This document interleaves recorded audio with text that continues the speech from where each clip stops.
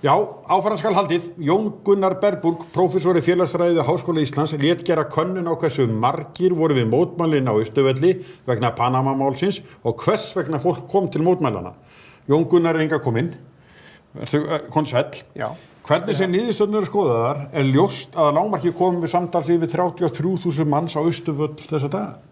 Já, ég reyndar, ef við tökum bara niðurstöðu könnunar alveg hráar. Já. Þetta netkönnun og það sem gerist í netkönnunum að bæði það að svörin eru þetta ekki fullkomin. Það er ekki allir sem svara könnunni. Svo pluss það að þegar netpanelin er búin til, að þá er ákveðin fjöldi sem er ekki á netinu sem heldur á ekki séns að vera í könnunni. Já, en 33.000 eru við leiðrétting?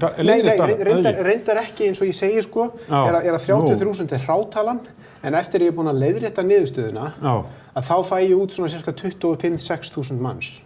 Sem komu þessa daga? Sem komu á, þá er ég að tala um mánudagsmót með fyrirgjöf. Já, ég er að tala um á þeim tímabil sem könnunin á til. Já, það er alveg rétt hjá þér. Já.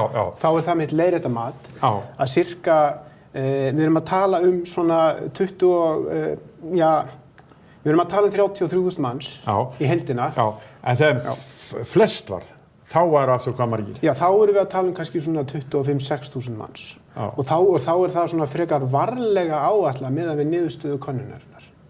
Það er að segja niðurstöðu könnunarinnar gefið til kynna með töluvert hærri tölu og ég er svona að reyna að leiðrétta þetta með tilliti til hugsanlegar svarbjögunar. Og þá fæ ég út svona cirka 26.000 manns. Og ef ég færi mjög langt í það að leiðrétta þetta, þannig að það færi í raun og veru orðið ólíklegt að bjögunin sé svo mikil, þá kemst ég samt aldrei undir 20.000. Í svona innan skynsamlegra marka. Þannig að mitt svona besta mat með að við núverandi gögnum svona 25-26.000 manns, mánudaginn 4. apríl.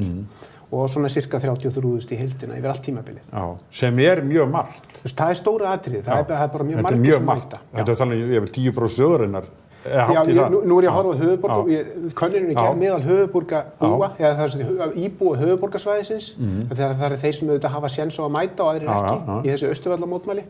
Þannig að þar erum við að tala um, held ég að við fengið 21% höfuðborgarbúa, sem er 21-2% sem hafa það mætt í þessi mótmæli á þessu tímabili. Má ég spyrja þig, þekkjuru dæmi frá öðrum löndum til að bera þetta sama við? Já, ef við berum, mér finnst persónulega, eins og ég reyndi að benda á í greininu minni, mjög áhugavert, einn punktur, er að búsáhaldabyltingin, það voru líka gerða kannanir á þáttöku í búsáhaldabyltingunni.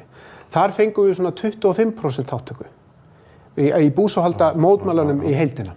Þannig að þessi mótmæli eru svona næstum þó að pari við fjöldar sem tók þátt í búsáhaldabyltingunni. Svo mikið skemmri tími og færri samkomur eða hvað við kalla það. Já. Á hinn bóginn þá hafa verið gerða kannanir til dæmis í Grikklandi þegar mótmælin þar voru sem mest. Og þá voru menn að fá út cirka þriðjungs þáttöku, yfir 30% þáttöku yfir heilt ár og þá erum við að tala um mestu mótmæla árið í Grikklandi. Þannig að þetta var mjög umfangsmikið mótmælin vegna Panama. En svo við gleymum því nú ekki, það skulle aðeins hvaða forsendur voru gefnar í könnu, það var talað við rúmlega 1000 manns. Þetta er byggt á 1000 svörum. Já. Og fólk er bara einfaldlega spurt hvort það hafi mætt í tiltekna atburði og það er meiri segja því að það er stundum í svona könnunum þá vil fólk segja ekki alveg rétt frá, ef þú spyrir fólk hvort það hafi kosið þá segir það já, ég þótt að hafa ekki gert það, en í þessari könnun þá er fólki boðið upp á þann option að segja nei, ég mætti ekki vegna þess að ég vissi ekki af þessu eða vegna þess að ég hafði of mikið að gera og svona þannig að við reynum að koma í veg fyrir það líka.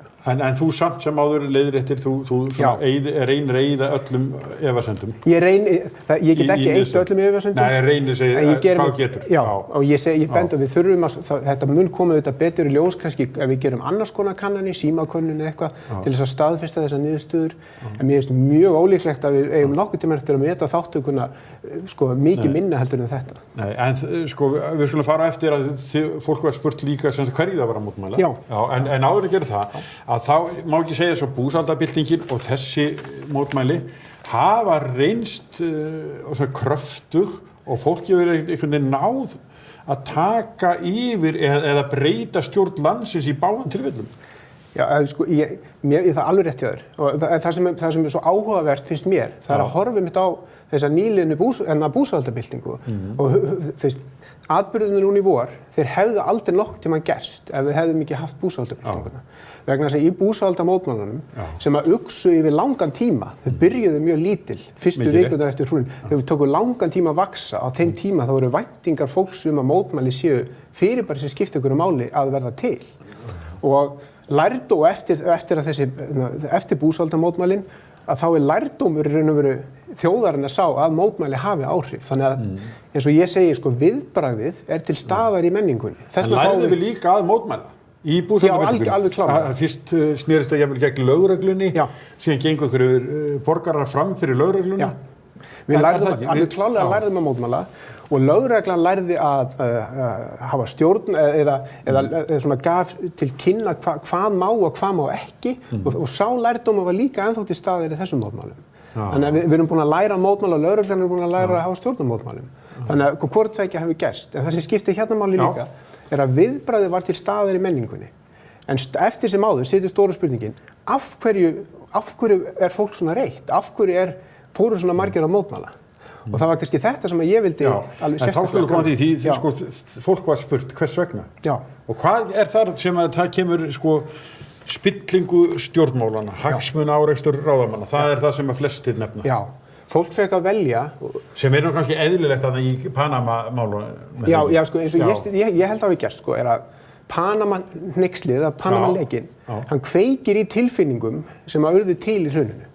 Og þessar tilfinningar... Þetta sé dýpra en það. Já, algjörlega klárlega, það það sem ég held, Þetta kveikir í þeirri upplifun bara óánægju með stjórnmálin, vantraust til stjórnmálana, þessi tilfinningum að hinir ríku hafi náð tökum á ríkisvaldinu, þessi orðræða sem var til í hruninu, hún búin að blundi í okkur síðan þá.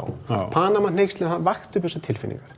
Þegar við spyrjum fólkum, eins og þú segir, opna spurningar af hverju það tók þátt, að þá algengasta svarið ekki Sigmundur Davíð og hans mál, heldur spilling stjórnmálanna, siðferðisbrestir stjórnmálamanna.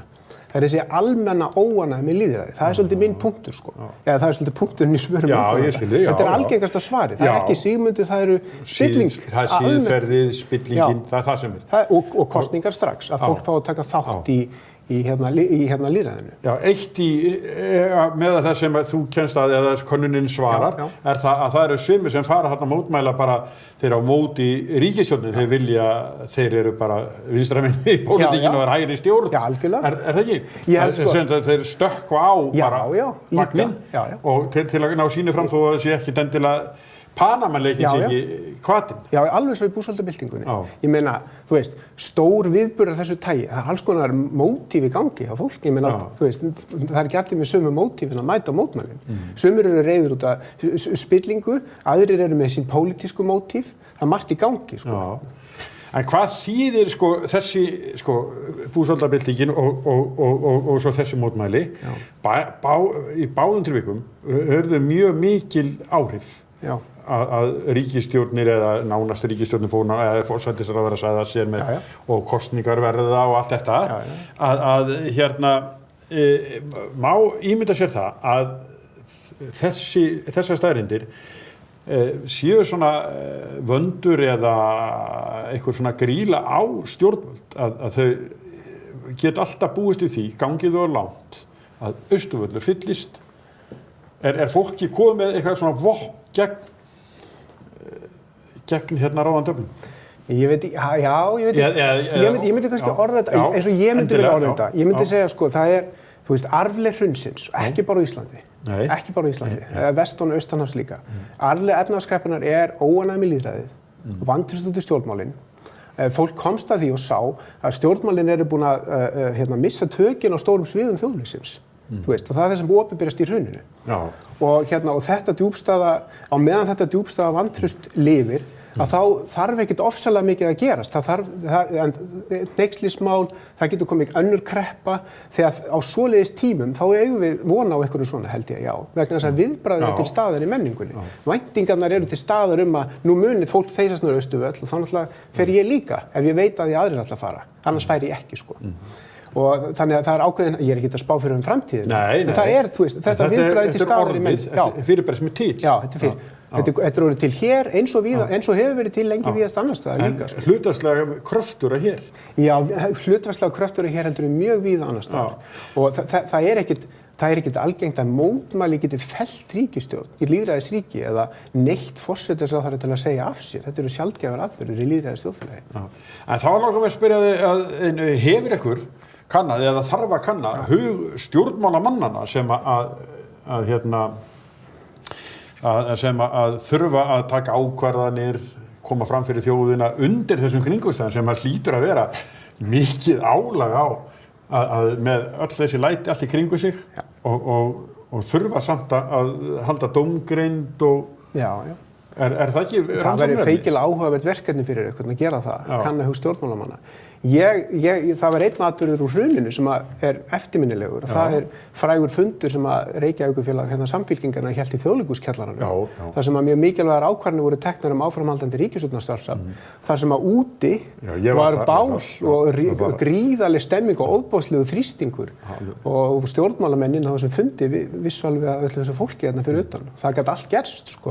Sú sviðsmynd er ótrúleg. Það má segja tilbaka. Ég var það núti, ég sagði að þetta var alveg magnað. Og þarna í búsáhaldabyltingunni verður til þessi leið eða sem er farin og hún er kannski stærri í Panamaskjölunum miðað við skemmri tíma. Já, það er bara málið. Þetta gerist bara núna leið og hneyksli gerist, þá gerist þetta bara daginn eftir, risa mótmæli. Af því að við erum búin að læra þetta. En þeir sem með eljusemi og þrautsegju skipulögðu fjöldafundi fyrir 7 árum síðan, þeir bjuggu til þess að hefð í því ástandi sem þar var. Það þarf ekki að gera það aftur, sko. Skilur við, nú bara gerist þetta spontant.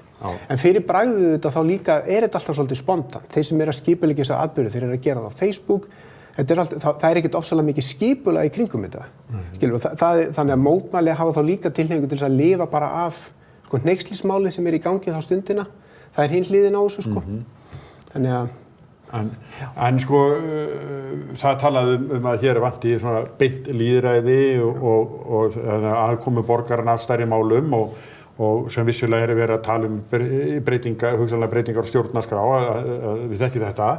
En þarna svona eiginlega fara að gera borgararnir svolítið breiða án þess að hafa það neitt í stjórnarskrá eða beint lýðræði heldur þau bara taka sér stöðu. Já.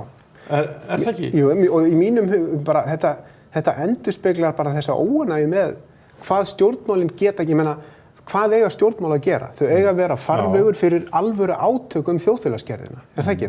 Við viljum sjá þessi átök fara fram í stjórnmálunum. Og ef fólk trúir ekki að stjórnmálin geti sinnt þeim átökum, þá færast átökin eitthvað annað. Þau geta fæst út á torg og götur, sko. Það er það sem gerist þegar fólk missir alveg trú á að stjórnmálin sé þessi farvegur átökin. En má ég spyrja, er þetta gott eða illt? Já, ég held að sé slæmt ef fólk trúir ekki á að stjórnmálin sé farvegur fyrir átökum þjóðfélagsgerðina. Það er slæmt í sjálfu sig vegna þess að það veldur ólgu og óróa og vantrausti og það er ekkert víst að við getum alveg fengið alls konar svona öfgahreyfingar í kjölfarið og slíkt. Þannig ég held bara bottom line sé það er mjög mikilvægt að stjórnmálamenn fari aftur að vinna í því að gera fólk ánægt með lýðræði, að gera fólk ánægt með hvað stjórnmálamenn geta gert. En frá hruni hafa orðið alveg ótrúlega mikla breytingar í íslensku stjórnmálum. Sjálfstæðisflokkurinn, hann er svona skugginn af sjálfum sér, við talum ekki Samfylkinguna, að fólk virðist vera svona lausara flokkunum en áður var. Getur það verið að það sé hluti af því sem gerðist þarna, að fólk finnur sig ekki eins bundið flokkum, að þetta sé svona afleiðing að þeim rústum sem voru? Já, ég held að það sé alveg örugt.